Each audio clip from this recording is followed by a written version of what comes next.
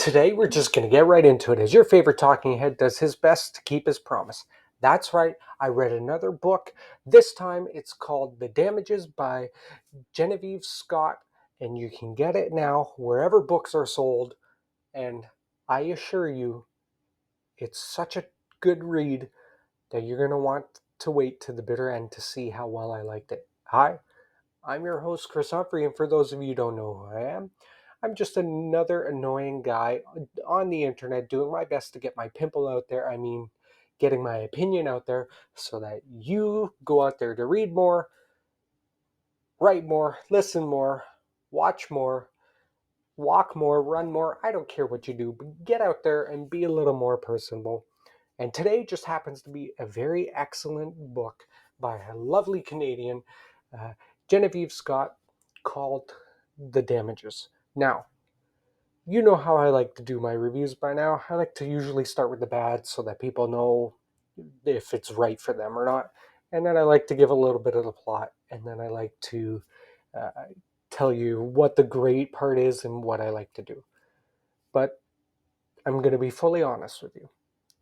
I don't think there's a whole lot bad about this book, but I know some people and I know how some people are going to take it. So I'm going to have to give you a little bit of the plot first.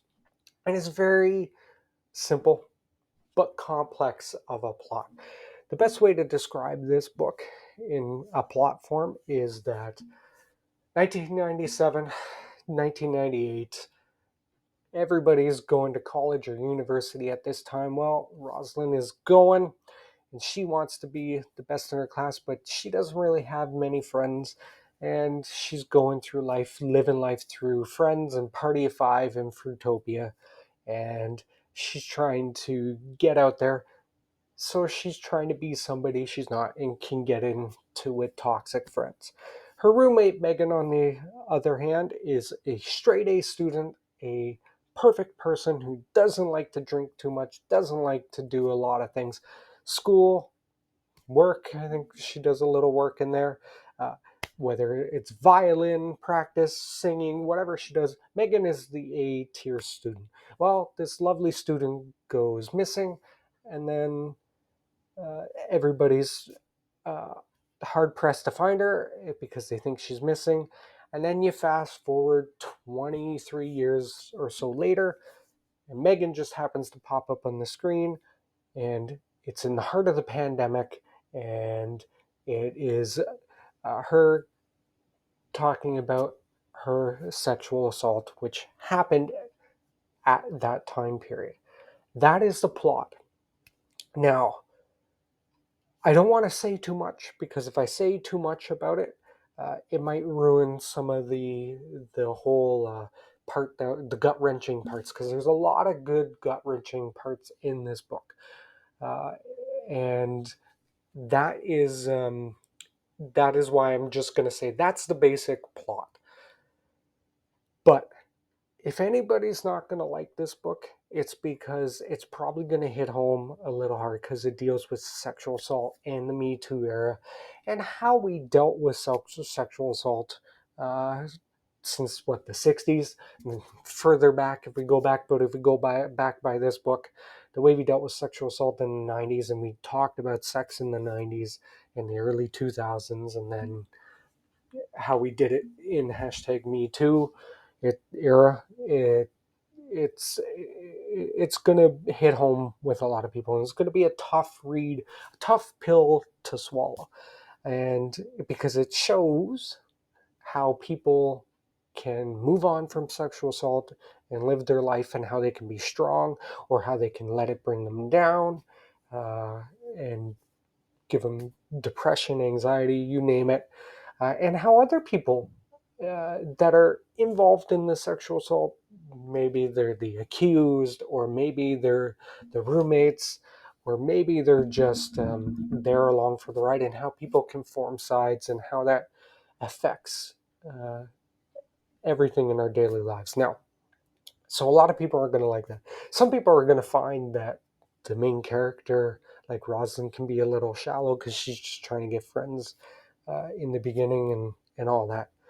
And some people are going to find how people talk about sexual assault in this book can be a little shallow. And now, what what that means is that the writer, uh, who is Canadian, because you can tell by the references in this book, nobody talks about North Ontario like that, or nobody talks about Fruitopia. I don't remember the last time I had a Fruitopia or Friends and Party of Five and Tupac.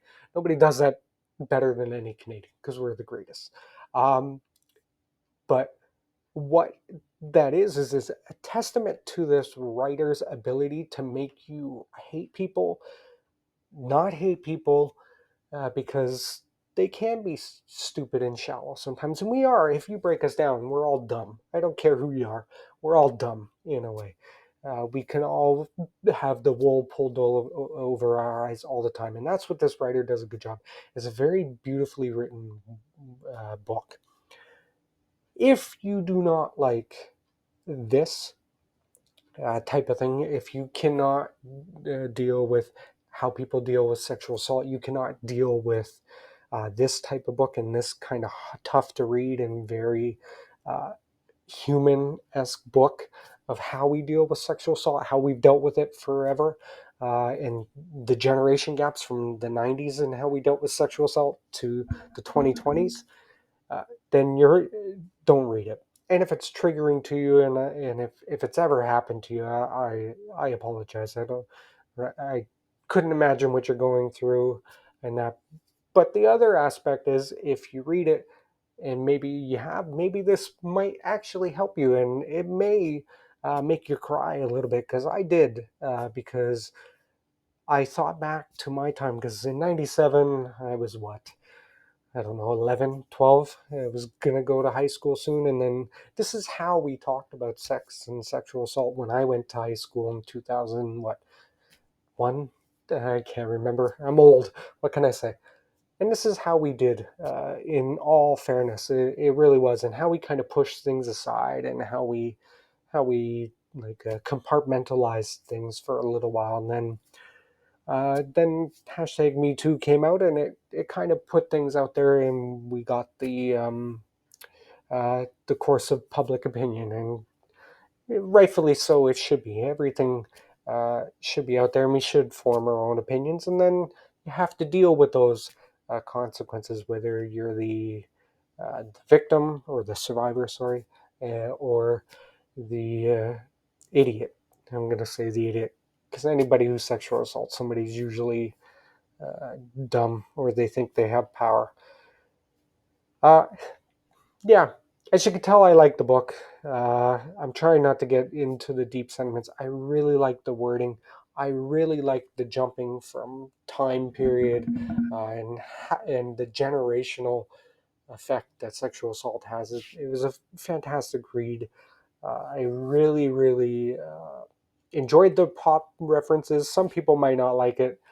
I did, because it's showed you the time period, and that. If I'm Miss Scott, I would 100% go out there, see if you can get the lovely Sarah Pooley, great Canadian herself, see if you can convince her to maybe direct us into a movie, because I think this would be something right up her alley, something she could get her uh, fingers in and grit her teeth in, and uh, help create a fantastic movie displaying this generational gap of how we dealt with rape and sexual assault. Uh, that's my hint. So if anybody's out there, get this copy of this book to Sarah Pooley. I bet you she would do a fantastic job turning this into a visual form. Um, I loved it. I will admit, it took me about 4 days to read. It is a short read, but I read maybe about 25% uh, a day, because it is a tough read. It's hard to hear, right, sometimes, these kind of things. But this is generally how we dealt with things for the longest time. So you need to 100% pick it up and read it for yourself to see if you like it. I'm going to be fully honest with you. This is my favorite book of the year. It's dark, it's shallow. I Didn't really like many characters in it, and I'm okay with that. I like books where I don't like anybody because, well, I think everybody's assholes. This is just me.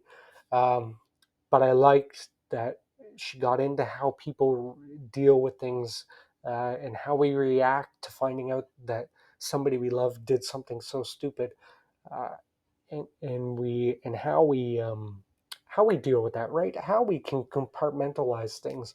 Incredible character development in this book, and very real.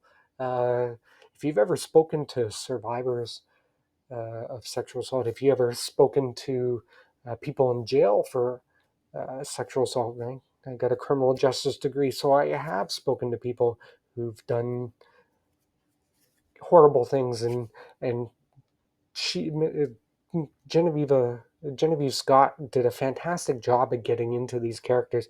I thoroughly enjoyed it. It's my favorite book of the year. It's dark. This is not for everybody. It might make you upset.